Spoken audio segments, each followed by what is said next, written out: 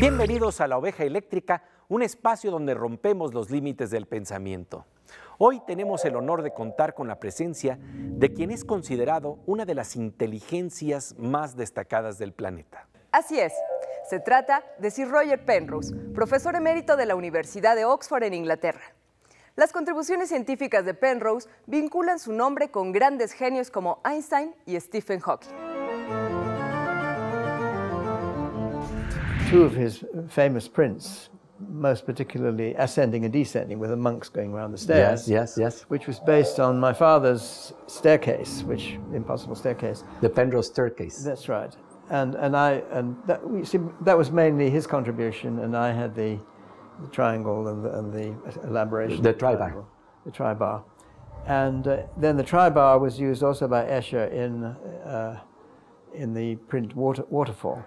So you see the water coming down and it makes a triangle. If you look at it, it's based on the same principle. And Ewscher was very generous in acknowledging this influence. I did meet Ewscher somewhat later. I found him a very interesting man.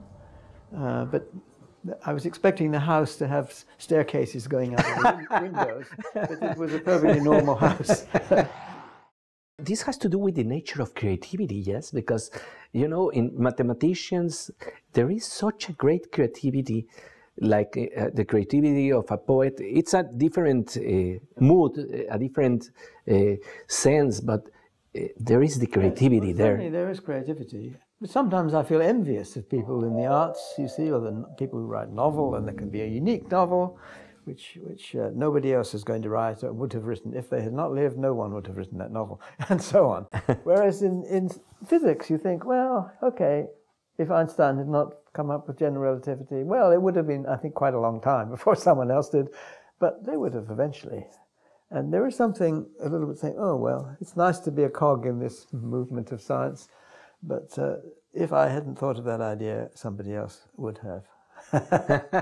But you know, with poems, although it seems that they are unique, there is also something that feels necessary, that someone with the proper means would take us to some formulation that is extraordinary in musical terms. I think I would agree there is a Platonic element.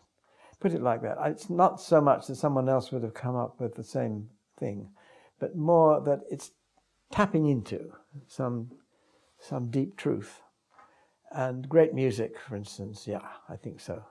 There is something beyond human creation in that, which is tapping into the Platonic world, but it's a combination of personal elements and absolute Platonic elements, I think. Your favorite music? Well, I think I've come around to Bach is my favorite, and Mozart also. But the more I hear, I think there's so much in Bach. It's incredible how much there is in it, and I can listen to him endlessly and always see more in it. So yes, that's a mathematician's taste, I'm afraid. And you sense some kind of geometries in Bach's music? I don't know. It's difficult to say.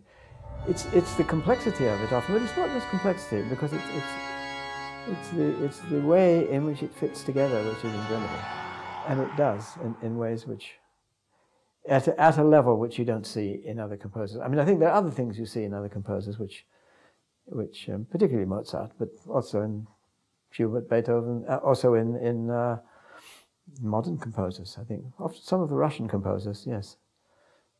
You can certainly feel a lot of empathy with.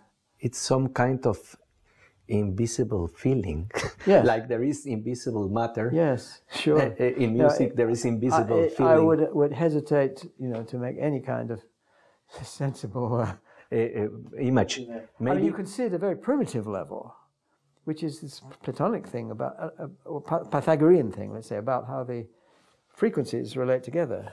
And the relationship between the major and the minor chord, which is interesting. It's a curious thing that the powers of two don't make any difference almost. You see, an octave higher sounds the same almost, whereas a fifth higher doesn't sound the same. And then a major third or a minor third higher. If you take an ordinary chord, the major chord, it's three ratios, and individually they're exactly the same as the minor chord, but they're in a different order. So then the major chord, they fit together more harmoniously, because when you write them as fractions, the denominator is only quite small. It's only 15 or something, I forget. Well, 3 times 5, yes. Whereas I'd have to think about this more. But whereas if you take the minor chord, it's the same pairs of ratios, but it's individually just as harmonic, but as together there's a tension through that.